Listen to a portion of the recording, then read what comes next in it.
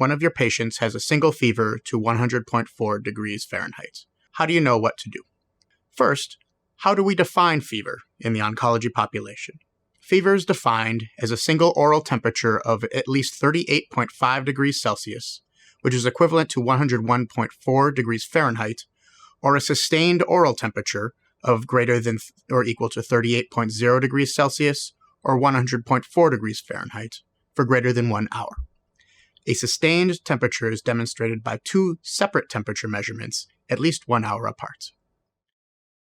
Please note that temperatures are taken on oncology patients only orally, never rectally. Particularly in neutropenic patients, the small amount of trauma to the mucosa caused by the placement of a rectal thermometer can lead to tearing of the skin and entry of bacteria into the bloodstream. So if you are the resident, how should you reply to the nurse's page about the single fever of 100.4? Make sure to let the nurse know that you've received the page and are aware of the fever, and then go examine the patient. Since this was only a single fever less than 38.5, we typically wouldn't start antibiotics, but we still should take this opportunity to gather more information about the patient that will help in our assessment and decision-making. What information would be helpful?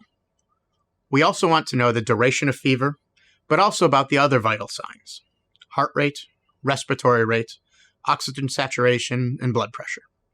We also want to know about the child's hemodynamics. How are their pulses and perfusion, and mental status? These all help to begin to draw a picture of how clinically ill the patient is. We want to confirm also that we know the child's cancer diagnosis. Fever in some cancers is treated differently than others. Lastly, we want to ask about other symptoms just as we would with any other patient. Things like cough, rhinorrhea, shortness of breath, nausea and vomiting, diarrhea, abdominal pain, and dysuria. At this point, we're looking both for red flags that could be warning signs that a patient is sick or getting sick, and also for any focal findings that might highlight the source of the fever.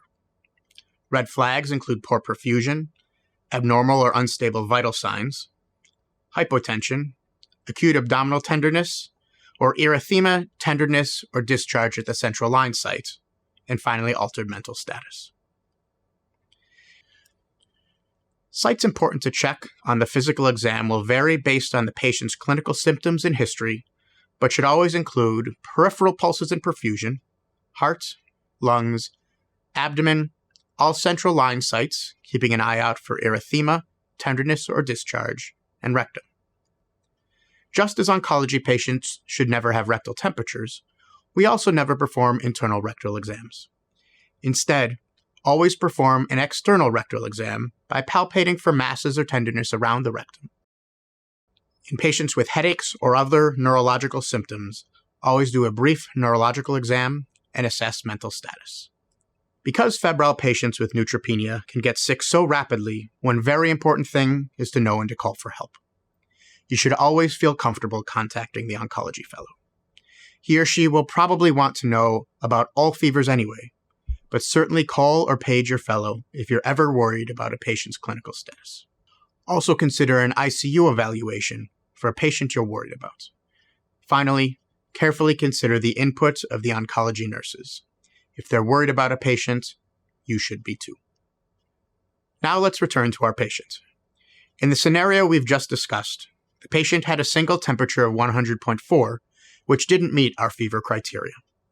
As the resident, you should still go examine the patient to make sure he doesn't exhibit any of the warning signs we just went over, but as long as that's not the case, we won't empirically start antibiotics.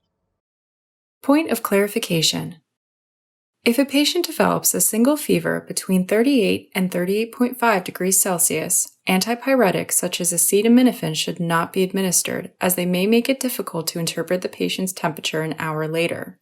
Accurate determination of the fever an hour after the first elevated temperature is critical to appropriate recognition and management of fever and neutropenia.